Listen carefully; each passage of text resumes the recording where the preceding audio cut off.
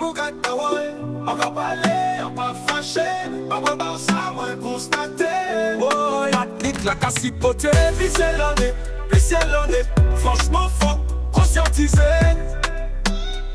Posez tes temps, dis-moi ça, on va penser, puis c'était que... Bienvenue à tous et à toutes, deuxième podcast, deuxième partie où nous allons traiter de l'histoire et mémoire. Histoire et mémoire, les amis, la première partie, c'est le podcast précédent où on a posé un contexte historique et géopolitique, où on a posé les raisons de la fondation de la Compagnie des îles d'Amérique et les raisons pour lesquelles la France s'est retrouvée à gagner des territoires en Amérique du Nord, dans les Caraïbes et en Amérique du Sud. On a vu que l'investigateur de tout ce mécanisme a été Richelieu par rapport à des raisons nécessaires à son époque.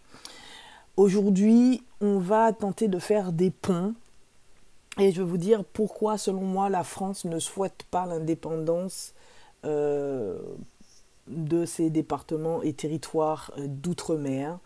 Et on va commencer tout de suite avec ce que offrent ces territoires d'outre-mer à la France. Avant cela, j'aimerais qu'on fasse juste une petite synthèse sur les territoires aujourd'hui pour bien faire le pont. J'aimerais qu'on fasse une synthèse sur les territoires actuels que possède donc actuellement la France.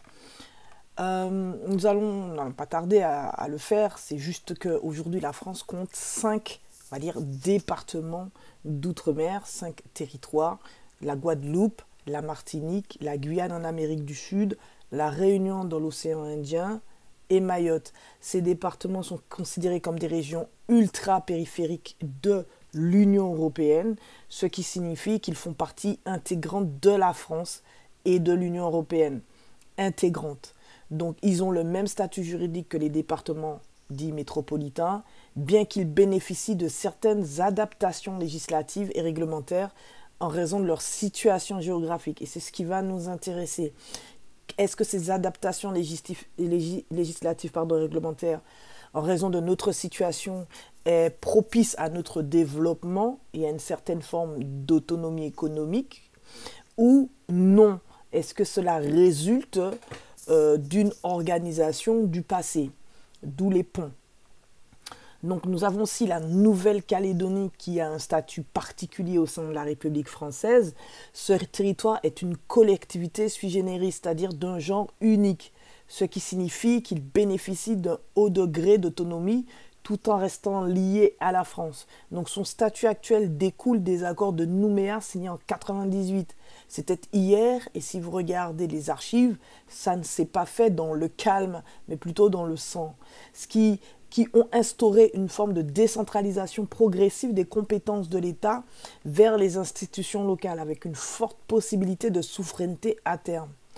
Arrêtons-nous un petit peu sous le cas de la Nouvelle-Calédonie, parce que c'est un statut qui a été arraché à la République française. Il y a eu de multiples revendications pour en arriver là, c'est-à-dire aux accords de Nouméa en 1998. C'est pour ça que je vous dis que si aujourd'hui nous, simples Martiniquais, Guadeloupéens, même Guyanais ou Réunionnais ou habitants de Mayotte, nous désirons une forme d'indépendance, cela ne se fera pas sans heurts. Et il faut regarder la vérité en face et voir de quelle manière nous pouvons nous organiser, nous structurer déjà pour asseoir une forme d'autonomie interne, locale, et ensuite, pourquoi pas, partir discuter avec la France vers une autonomie beaucoup plus large et pourquoi pas vers une indépendance. C'est quelque chose que malheureusement qu'on va devoir mener progressivement. Et ça, c'est mon avis que je partage avec vous. Et j'aimerais avoir votre avis aussi sur le sujet. Parce que la France, ne serait-ce que pour accorder cette collectivité sui generis, c'est-à-dire d'un genre unique à la Nouvelle-Calédonie en 1998, il a fallu vraiment de forts échanges, du sang à couler. Donc, regardons un petit peu ce qui s'est passé en Nouvelle-Calédonie. Les caractéristiques du statut de la Nouvelle-Calédonie, c'est premièrement une autonomie accrue. La Nouvelle-Calédonie gère de nombreuses compétences normalement réservées à l'État. notamment en matière de fiscalité, d'enseignement et de protection sociale. Cependant, certaines compétences régaliennes comme la défense, la monnaie, la justice, les affaires étrangères restent du ressort de la France. J'ai envie de vous dire, tout ce qui permettrait au pays de s'aligner ou de mener une politique économique, une politique voilà, de présence, bref, au niveau de son secteur. Donc les accords de Nouméa et processus d'autodétermination, c'est l'une des caractéristiques des statuts de la Nouvelle-Calédonie.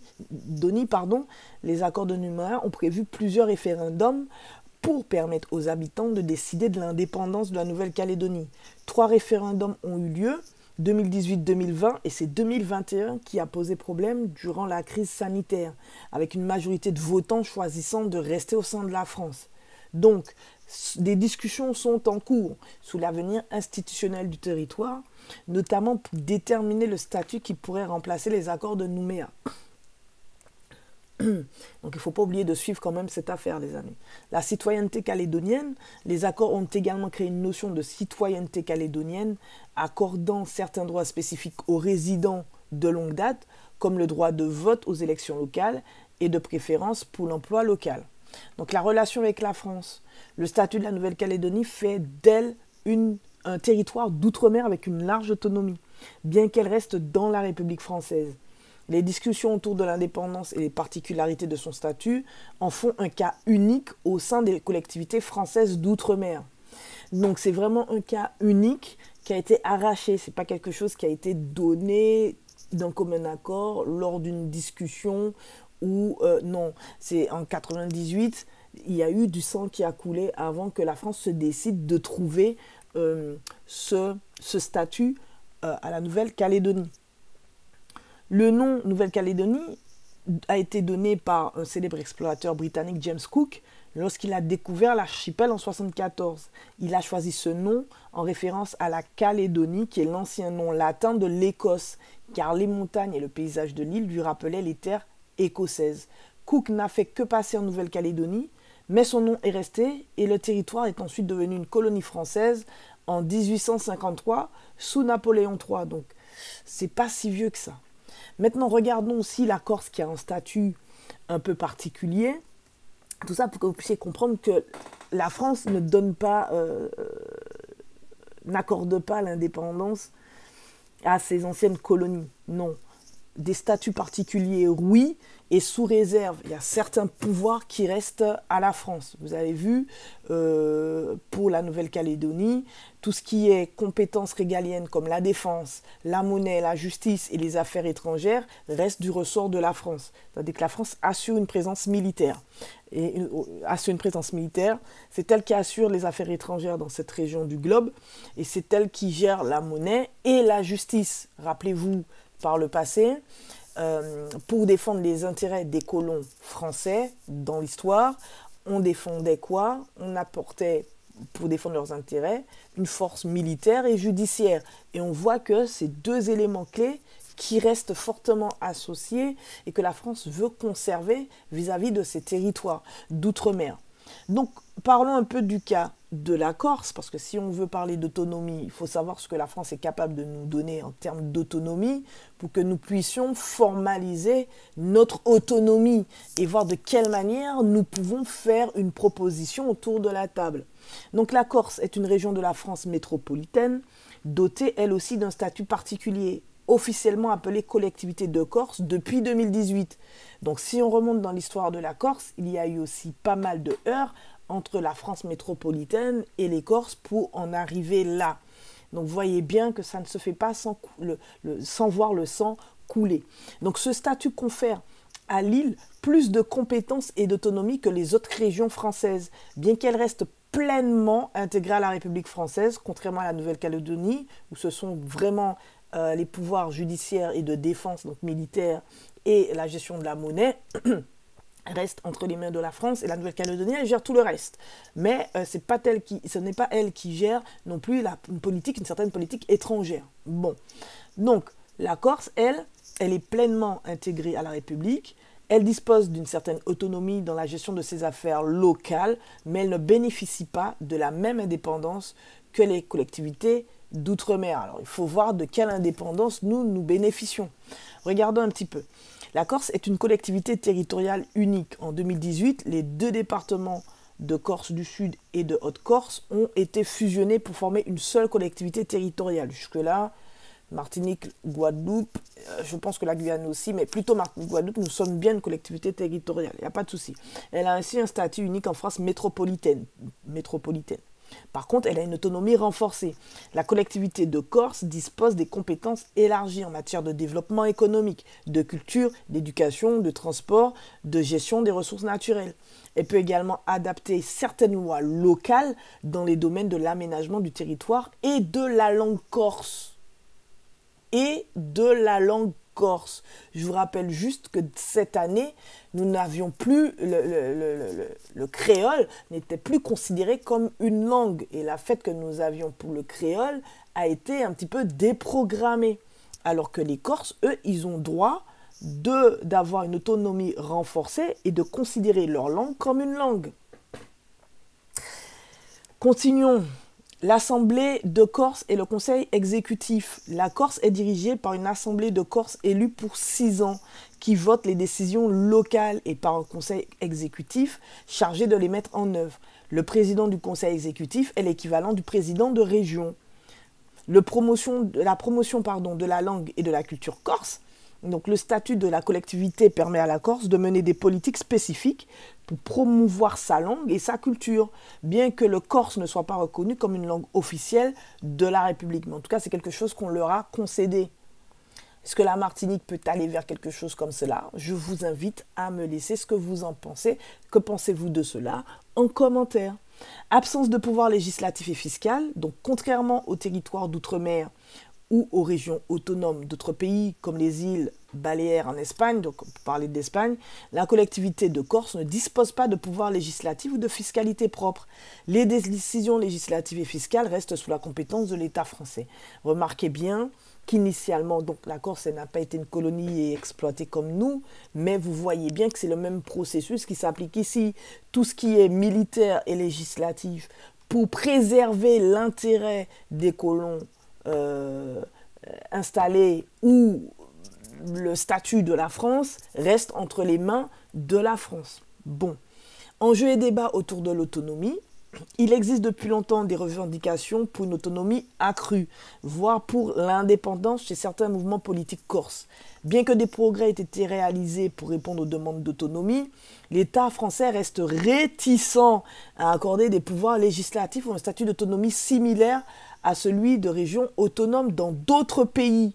En 2022, des discussions ont été relancées entre le gouvernement et les élites corses autour d'une éventuelle évolution statutaire de l'île, notamment après des tensions sociales et politiques. Donc vous voyez bien que les tensions, ce sont des tensions des fois qui vont jusqu'au sang versé pour arriver à mettre la France autour d'une table et à discuter sur l'autodétermination, son autodétermination. Donc là, par exemple, la Corse, elle a été jusqu'à de fortes tensions avec la France. La Nouvelle-Calédonie aussi, pour atteindre cette forme d'autonomie qui, malheureusement, confère à la France un maintien des pouvoirs militaires,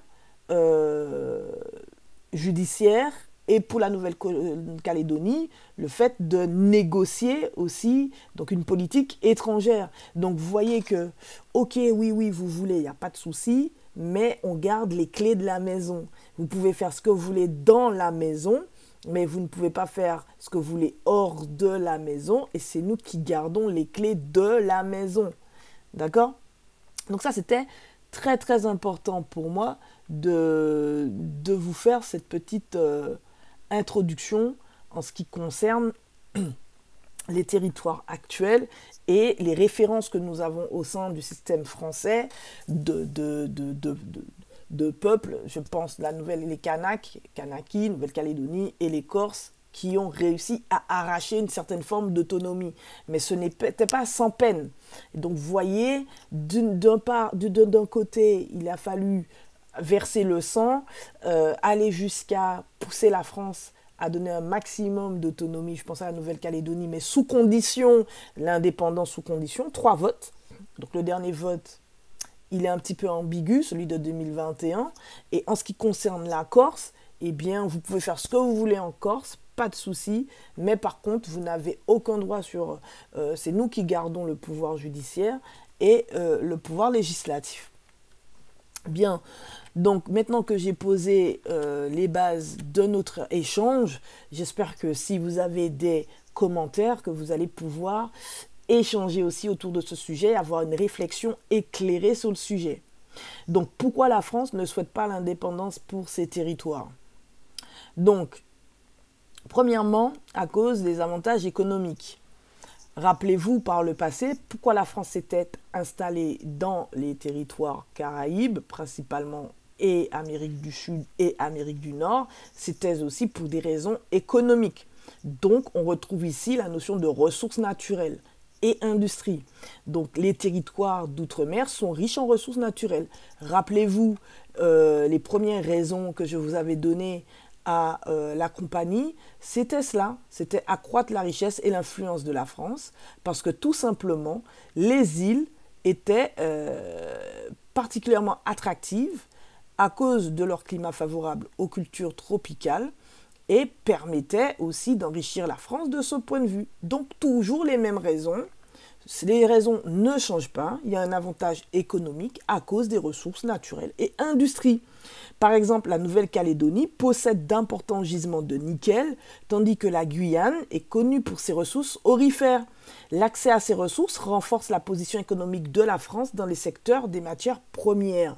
Donc, on parle de secteur de matières premières. Donc, ça va être compliqué pour la Nouvelle-Calédonie d'avoir une indépendance et pour la Guyane aussi. Ensuite, continuons avec les ressources naturelles. Les zones de pêche et de biodiversité. Là, on va parler des zones maritimes, des dom-toms. Je pense à toutes les autres îles, Martinique, Guadeloupe, La Réunion, etc. Les vastes zones maritimes des dom-toms, allez, on va dire dom-toms, fournissent à la France un accès à des ressources halieutiques, c'est-à-dire poissons, crustacés dans des zones peu exploitées.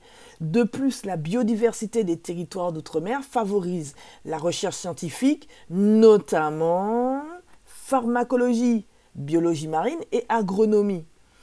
Ensuite, il y a une nouvelle ressource économique qui est venue avec le temps, c'est le potentiel touristique. Les territoires sont des destinations touristiques prisées, attirant chaque année des visiteurs de la métropole et de l'étranger. Ce secteur génère des revenus substantiels pour l'économie française grâce aux dépenses des visiteurs et au développement d'infrastructures touristiques. Donc vous voyez qu'est venu simplement s'ajouter l'aspect touristique dans les avantages économiques du passé. Dans le passé, on avait besoin de ressources naturelles, donc tout ce qui était pêche, tout ce qui était ressources naturelles, etc. Et là, vient tout simplement le potentiel touristique.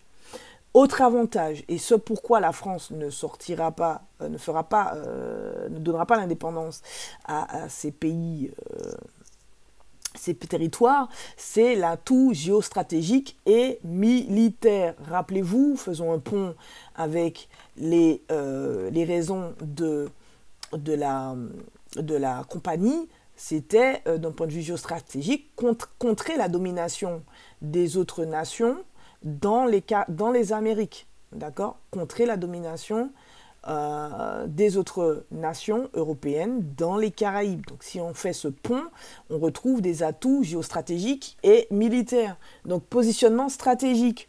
Les territoires d'outre-mer assurent à la France une présence militaire et diplomatique dans plusieurs océans. Atlantique, Indien, Pacifique.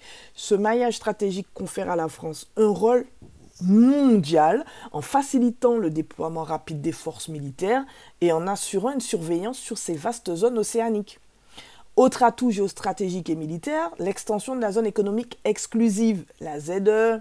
Les territoires d'outre-mer permettent à la France de bénéficier de l'une des plus grandes ZE au monde, avec environ 11 millions de kilomètres carrés de surface maritime. Cela permet l'exploitation exclusive des ressources marines, pêche, hydrocarbures, minerais sous-marins, et confère à la France un poids géopolitique important sous les questions liées à la gouvernance des océans. Troisième atout géostratégique et militaire, la base de lancement spatial en Guyane. Le centre spatial guyanais situé à Kourou est le site de lancement principal pour l'Agence spatiale européenne. Donc ça donne du poids à la France au niveau de l'Europe.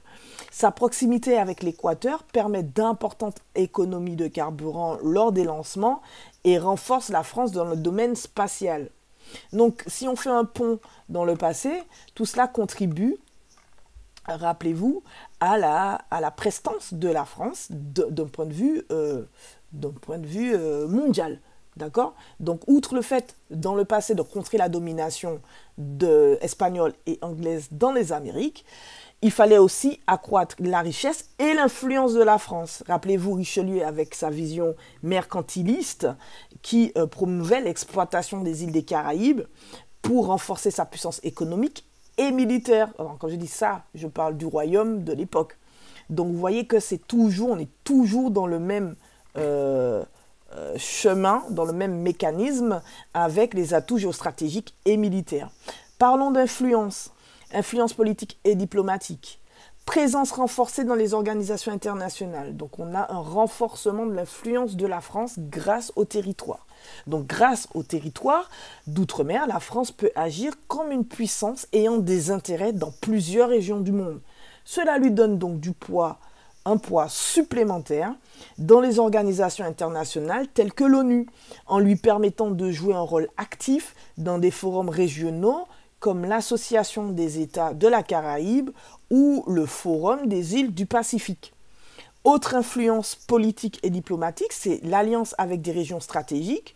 Parlons du cas de la Caraïbe. Cela facilite des partenariats diplomatiques et commerciaux avec des pays proches géographiquement, par exemple le Brésil pour la Guyane, l'Australie pour la Nouvelle-Calédonie. Donc cette proximité géographique est un atout pour développer des alliances et renforcer les relations bilatérales de la France. Maintenant, abordons l'aspect diversité culturelle et patrimoine national. L'élargissement de la culture française. C'est-à-dire que les territoires d'outre-mer contribuent à la diversité et la richesse de la culture française, pas de notre culture propre. La culture française, pas de notre culture antillaise, guyanaise, pas de notre culture réunionnaise, non, la culture française. Donc en apportant des éléments culturels uniques, bon ok, on parle le créole, donc ça nous permet d'échanger avec les autres îles, on a des musiques, des arts, des fêtes locales, il n'y a pas de souci, mais surtout on fait la promotion de la francophonie. La promotion de la francophonie. D'une part, cette diversité permet de montrer et donne une image, redore l'image de la France dans le monde, en disant regardez, la France, c'est un pays qui a su faire converger toutes les cultures et qui est un pays des droits de l'homme et du citoyen. Et d'autre part, ça permet la promotion de la langue française dans des régions souvent dominées par d'autres influences linguistiques, anglophones, hispanophones, lusophones. Donc cela contribue au rayonnement de la francophonie et à la diffusion de la culture française dans le monde. Autre point qui fera que, les raisons pour lesquelles la France ne nous donnera pas notre indépendance, c'est l'innovation et la recherche.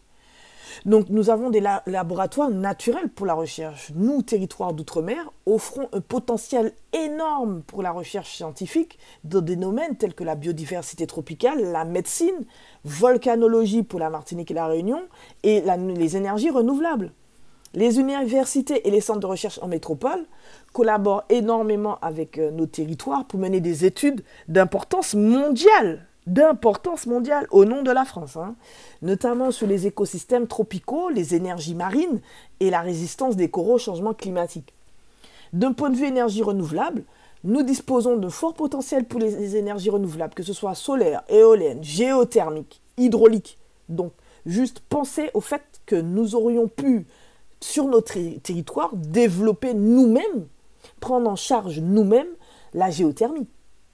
Qu'est-ce qui empêche à la société martiniquaise, même guadeloupéenne, de trouver des accords et de mettre en place une énergie renouvelable aussi forte, aussi puissante, sans compter sur le solaire? Nous serions en totale autonomie énergétique. Totale. Réfléchissez-y, le but de ce podcast, de cette chaîne, c'est aussi de développer des idées et de voir de quelle manière nous pouvons les structurer et faire avancer notre propre communauté, la communauté caraïbéenne et guyanaise.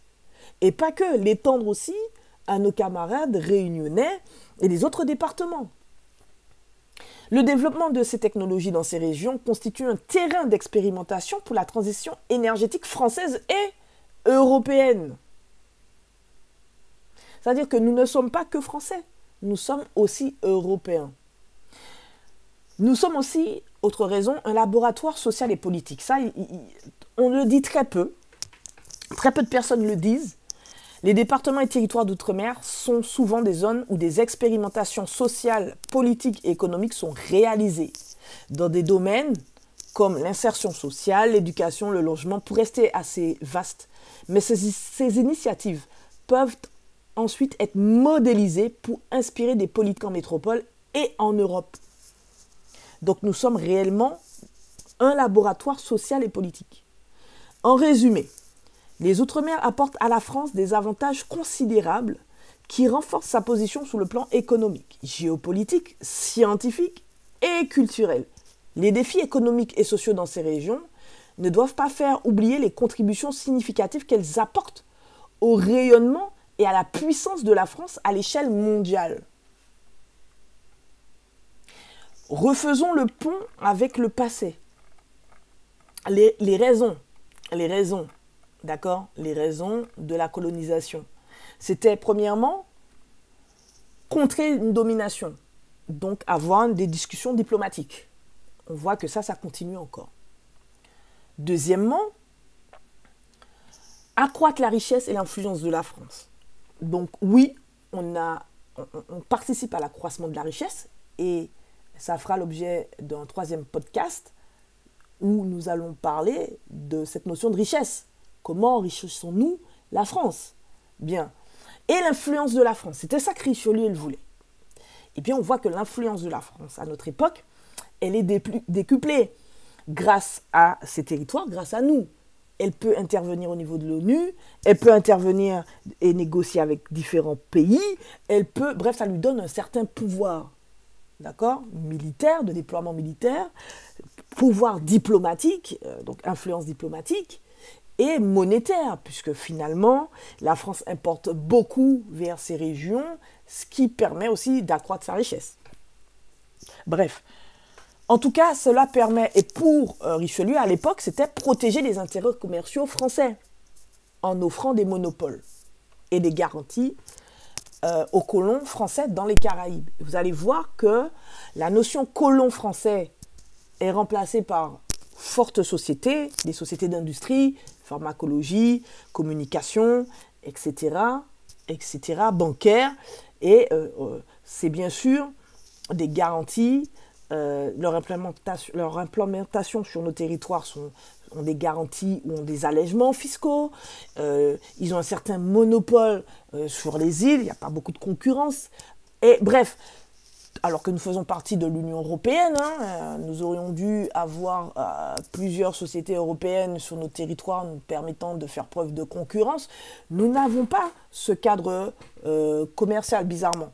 Pourquoi? Parce que n'oublions pas que Richelieu voulait centraliser le pouvoir. Donc, en quelque part, dans la notion de centralisation de pouvoir, on voit que la France délègue un peu, mais il faut vraiment y aller. Il faut vraiment entrer en conflit avec la France, être très violent, comme l'a été la Corse et la Nouvelle-Calédonie, pour arracher une petite autonomie et se rendre compte que finalement, il y a une centralisation des pouvoirs législatifs, des pouvoirs militaires, et donc on ne peut pas tout faire, et même des pouvoirs diplomatiques dans la région dans laquelle nous nous trouvons.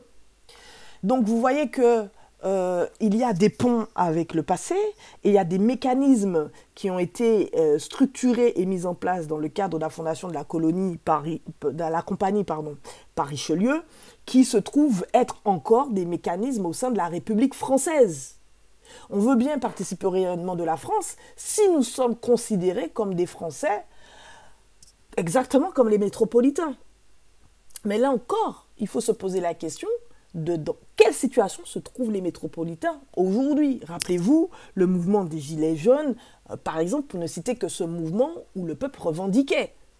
Bon, nous servons aussi de laboratoire social et politique. La France et l'Union européenne regarde comment on peut concéder une certaine autonomie, comment ça se passe d'un point de vue social, etc., etc., pour voir si elle peut répliquer ces modèles et s'inspirer de cette politique en métropole. Donc dans la prochaine vidéo, là je vous laisse avec ça. Je vous laisse digérer cette partie. Réfléchissez à cela. Laissez vos commentaires. La prochaine vidéo, nous allons regarder pour voir s'il est possible de quantifier les flux et les transferts de revenus en direction de la métropole. Okay? C'est-à-dire qu'on va parler d'une notion qui a été transposée. À l'époque, il fallait conserver les avantages, le monopole des colons français établis dans la Caraïbe. Aujourd'hui, on va voir de quelle manière les grandes entreprises, puisqu'il n'y a plus, enfin, on a de grandes familles ou des descendants des colons qui régissent un peu les territoires d'outre-mer des Amériques. Vous les connaissez tous, et donc toutes, donc je ne vais pas les nommer sur cette chaîne. Mais il n'y a pas que, c'est-à-dire qu'ils ont mis en place, il y a en place des lois, il y a des choses qui favorisent, par exemple, les favorisent face à des investisseurs. Voilà, il y a des choses qui ont été mises en place, qui les favorisent face à des investisseurs. Il y a des lois que la France va mettre en place qui va favoriser des entreprises françaises métropolitaines au lieu de favoriser des investisseurs locaux ou même des entreprises locales.